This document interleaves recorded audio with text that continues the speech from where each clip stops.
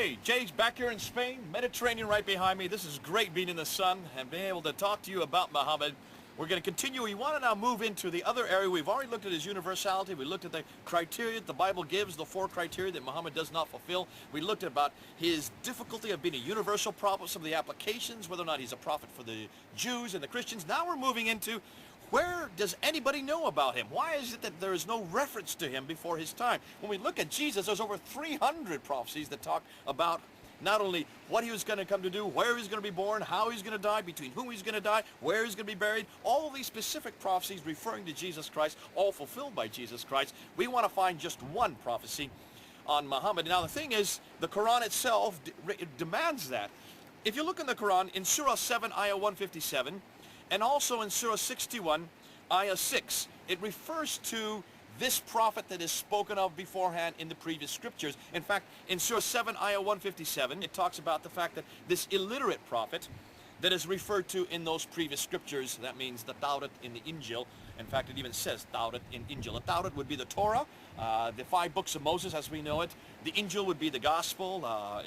It's a deformation of the word evangelikon, which is the name in Greek that we have for the gospel of Jesus Christ. Basically what Muslims say is the Tawrat would be the books of Moses, the Injil would be the book of Jesus. So basically the Old or New Testament. They've got to find somewhere in the Old Testament, somewhere in the New Testament, any reference to Muhammad. And they've been scouring it. I mean, it's amazing to see the things I've come up with. I've just written a few notes here on some of the things that they have come up with. For instance, any reference to a man using a sword in Psalm 45, verses 2 to 5, also verse 149 in Isaiah 63, that must be referring to Muhammad. Well, obviously when you look at the context and all of those, that can't be Muhammad. Or a geographical location, any man that comes from Teman in Arabia, that must be referring to Muhammad. We find that in Deuteronomy chapter 33, verse 2, and Isaiah 63, and Habakkuk chapter 3, verse 3.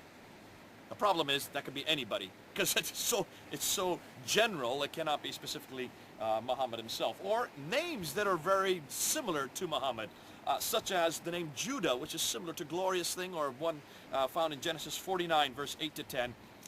Or Haggai, chapter 2, verse 9, using the word Hemdan, which is much like the glorious one. We're going to talk about that one a little later when we get to Song of Solomon 5:16. Let's just now zero in on the one that most Muslims point to, and that is Deuteronomy 18, verse 18. And I've got my Bible here. I'm going to read Deuteronomy 18, verse 18, which says this. Start with 8. I will raise up from them a prophet like you from among their brothers. I will raise up from them, this is Moses saying that, a prophet like you, Moses, from amongst their brethren. And of course, Muslims say, like Moses. Now, if you look at any of Muhammad-Deut's tapes concerning this reference, he would say, like Moses? Well, Moses was orphaned as a young child. Amina, his mother, died soon after his birth. His father had already died before he was born. Abdullah was his name. And so therefore, Muhammad was an orphan. We know that Moses was sent and given to the Pharaoh by his mother. He was orphaned at a very young age. There's a similarity. There's a parallel. Muhammad rose up and rescued his people, or had an exodus, an exilic experience. In 622, he moved from Mecca to Medina with 80 or 200 of his followers, as Moses had an exilic experience, the exodus we talk about there, when he took the children of Israel out of Egypt. So therefore is another parallel. Both of them were married, both of them had progeny, and so therefore this has to refer to Muhammad, most Muslims say. The difficulty is, you can try to find these parallels between Muhammad and Moses, but you're not going back to Scripture. You're not looking the rest of the text. And most Muslims don't read the next verses. In fact, they don't read the rest of that verse, because the rest of that verse says, from amongst your own brothers. There's the problem. Amongst the brothers of Moses would mean the Israelites. How do we know that? Well, just go to the previous chapter. In chapter 17 of Deuteronomy, verse 15, it says this. Be sure to appoint over you the king of the Lord your God chooses. He must be from among your own brothers. There's a reference to brothers again. Do not place a foreigner over you, one who is not a brother Israelite. There it's very specific. So who is this brother? Amongst your brothers mean a fellow Israelite. Is Muhammad from the Israelite tradition? We've already talked about that. He's not from the Israelites, because the Israelites come in the tradition of Abraham, Isaac, and Jacob. Muhammad doesn't follow in that line. He follows in the line of Ishmael.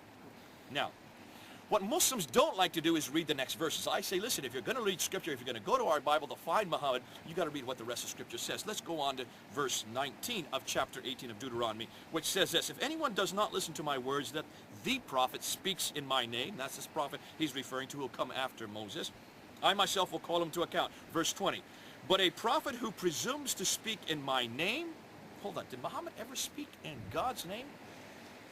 Remember when Moses was going to go down to Egypt, he said, what is your name? That name that I should use, that they will recognize me by. What is that name that will be forever? It's right there in Exodus chapter 3, verse 14 and 15. Read it for yourself. And what's the name that God gives to Moses? His name is Yahweh, the tetragrammaton, those 4 letters, the Yahweh. That name is the one he gave to Moses, and that is his name forever, it says there in Exodus 3. So, a prophet who does not speak in my name in chapter 18, verse 20, but a prophet or a prophet who speaks in the name of other gods. Scratch my head on this one again. Does Muhammad, first of all, does he speak in God's name? No, he doesn't. He doesn't use Yahweh. You won't find it anywhere in the Quran. You won't find it on the prophet's lips. You won't find it in the Hadith, in his sayings. Nowhere do you find that name that he should be speaking in. But a prophet who speaks in the name of other gods. Does Muhammad use a name of other God? And the word is yes. Allah. We've already talked about this. See, Allah is not that personal name. Now, as much as you may want to say that Allah, the God, the generic name, the God, the Arabic name, the God, generic as you can get, it could be any God. And it's also a name that also has pagan origins. It is actually pre-Islamic. You can see, and we're going to do another video on exactly what it means and where it comes from and how it's been referred to, and it's documented there in the centuries before the time of Muhammad. That's another name. It's not the name we're looking for. So what is it that God says here to Moses in chapter 18, verse 20? Or a prophet who speaks in the name of other gods must be put to death. Oh, that's hard to read. But that's exactly what our scripture says. You must put that prophet to death. That doesn't mean physically put him to death. That means you have to do nothing with him, figuratively. You're not to go to that prophet. He does not speak in my name. Very specific there. We're to put him to death. We're having nothing to do with that prophet. So you've got a problem here. If you want to use chapter 18, then you've got to read verse 19 and 20 as well, not just verse 18, and realize that this is a brother Israelite. Muhammad, it's canceled out. So then they go to Song of Solomon 5:16. Song of Solomon 5:16, which says this: his mouth is sweetness itself. It is altogether lovely. This is my lover. This is my friend, O daughters of Jerusalem. Altogether lovely is what they're pinpointing. This must be Muhammad. Here's another reference. It's not in Deuteronomy. It's not in fact, it's not in the Torah at all. It's in the Song of Solomon, written by Solomon himself. And the first question you need to ask is, why are they going to this word altogether lovely, which is Muhammad in Hebrew? It's an adjectival phrase.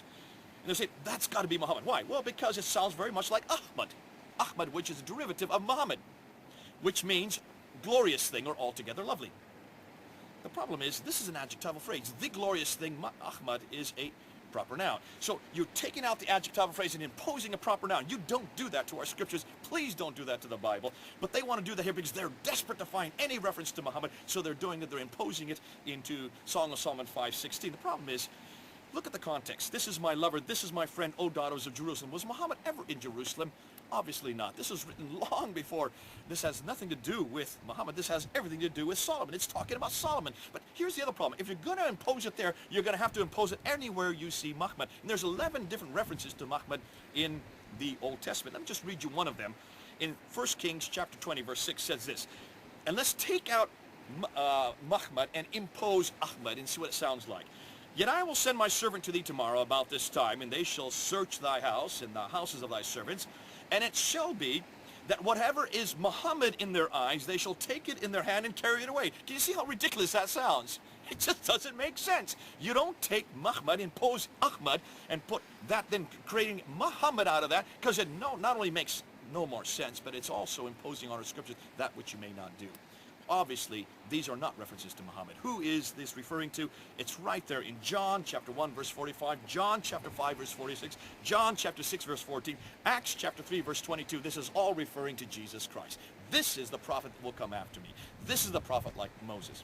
This is the prophet that Moses was speaking about. It's Jesus Christ. It's as simple as that. Come on back to Jesus. That's the one this is referring to. This is not Muhammad. I hope you're convinced. I am, and I hope I've maybe been able to do that for you today. Let's continue with this debate. This is Jay.